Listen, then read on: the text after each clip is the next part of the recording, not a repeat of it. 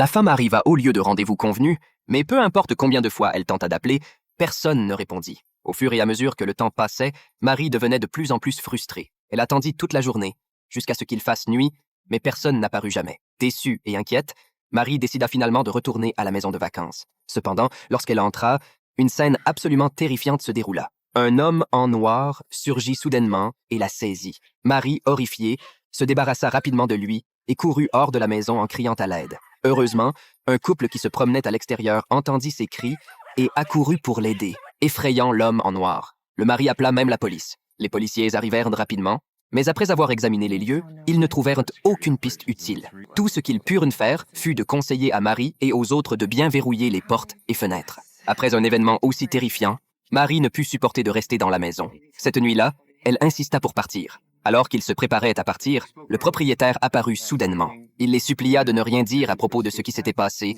craignant que cela ne nuise à la réputation de sa location de vacances. Pour compenser, il proposa de leur annuler entièrement la facture de location. Malgré sa proposition, Marie et les autres décidèrent de partir immédiatement. Le lendemain matin, lorsque Marie se réveilla, elle fut terrifiée par le bruit frénétique de la sonnette. Confuse, elle se leva pour voir qui c'était. À sa grande surprise, c'était le propriétaire de la maison de vacances.